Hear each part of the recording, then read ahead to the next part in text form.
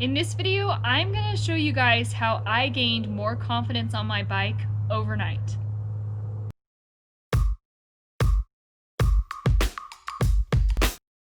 If you've been following my channel this year, you know that I've been working on a couple different things. One is having a healthier relationship with my fear as it relates to my riding, and another is getting more comfortable riding clipped in. What I'm going to show you in this video has helped me a ton with both of those things. But it doesn't matter what kind of pedals you run. If you try this, you're going to get more comfortable on your bike.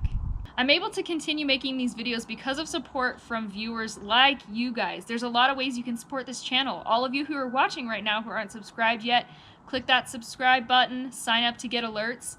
Also, like this video because that will help other people find my content. Another way that you can help support my channel is if you're interested in purchasing any of the products that I use and feature on my channel, make sure that you check these out in the links below. You'll find great companies behind Dusty Betty like Ibis, Laser Helmets, Jewelbow Eyewear. I've had some support from Ride Concept Shoes and also Evoc this year, Tailwind Nutrition, Orange Seal. There's a bunch of great companies helping support Dusty Betty, and when you buy products using my links, that helps me keep those relationships strong and keep the videos coming. You can also buy Dusty Betty t-shirts and other apparel, and I'll make sure I include that link below. If you want to show even more support, consider becoming a patron. I probably don't have to sell you guys on the importance of running skills drills and how much that will help you when you're actually out on the trail. But one thing that I overlooked for a really long time was when I would set up these drills, I would always give myself the perfect run-in and the perfect exit. But when you're out on the trail, a lot of times you don't have a perfect run-in or a perfect exit. And so that's something that I've started to try and recreate when I create my drills and skills courses at home. Another thing that I typically encounter on the trail is a tricky move followed immediately by another tricky move. So let me show you some examples using the course that I've set up for myself in my backyard. So I begin by coming up this little rock ramp, and then I come to this little terrace part in the yard where I do a pedal wheelie. Then I have an immediate turn. I've got another tight turn around a tree. And then I got another either pedal wheelie or wheel lift to get up here. And then I give myself another pedal wheelie with an immediate turn. And I ride along the edge of these pavers like a bit of a skinny. Come down here, make this tight turn. And then I give myself a nice straightaway over here. Punch down that ledge. And then I can start the loop all over again. My husband and best friend Steve from the channel Hardtail Party helped me set up my first few courses, and after just doing this one time, I noticed a difference out on the trails. Once I started doing it 2, 3, 4 times a week, man, did I start noticing the progress and the confidence that I felt out on the trail. I wasn't very good at setting these up at first, but I've gotten better practice, and sometimes I still have to run the course a few times to fine-tune it, but it's gotten better the more that I do this. There's a few other tips I want to give you guys to help you so you can set up your own skills course at home. Most of the features on my course are things like wheel lifts, tight, awkward turns, and skinnies. If your course is too easy, do some things to make it harder. Put a turn right before it, giving you a shorter run-in, or a turn right after it. Tighten the turns. Make some of the things that you have to get up and over bigger. Make your skinnies skinnier. Keep it challenging. Now, even though you want this to be challenging, we still want it to be fun. So don't make it too hard either. If it's just insane, give yourself a little more room, make the turns a little bit wider, give yourself a little bit better run-ins, and just play with it till it's right in that sweet spot where it's challenging, may take you a few tries, but you're able to get through it. This step right here is about 1.5 feet high, and it's a challenge for me to pedal wheelie up that. So on a lot of my obstacles, I'll try to get the front wheel on, then get the back wheel up and see if I can do both of those without bumping into the obstacle. On this one though, I'm not worrying so much about the rear wheel lift yet. I'm just trying to get that pedal wheelie, get it on that ledge because, you know, 1.5 feet that's pretty big for me. And then I'll just kind of pedal through it and work on my rear wheel lifts on some of the other obstacles for now.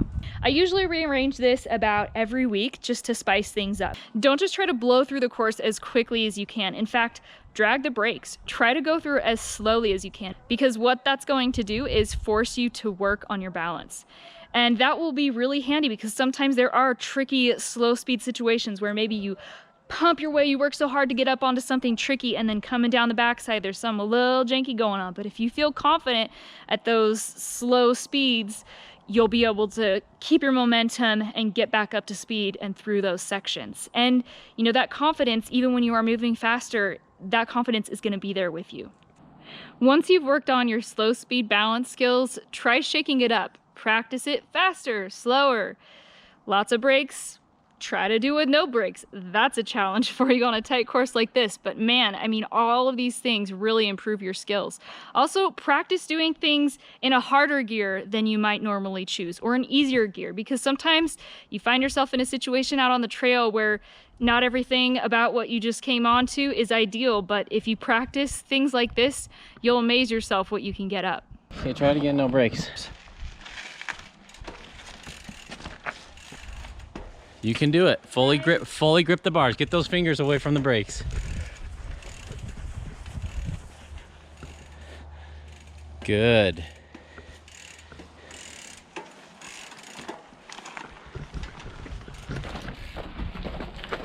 No brakes. Look ahead. You got this. Oh, no. You got it. You got it. Oh no! Hey, that was way better than you thought you'd do. Yeah, no brakes, not bad. Shout out to Cognitive MTB for sending me this cool shirt that says "Go Ride Your Bike." I will include a link for this t-shirt in the description. This course is a loop, so it's got a whole lot of right turns that direction. So I will try to run it the other direction as well. Sometimes when I switch the direction, I may have to change a few of the obstacles to make it a little more doable.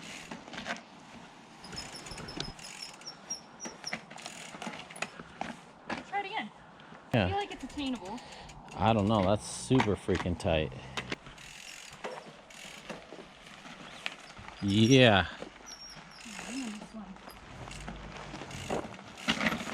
It's gotta be like a sideways wheel lift.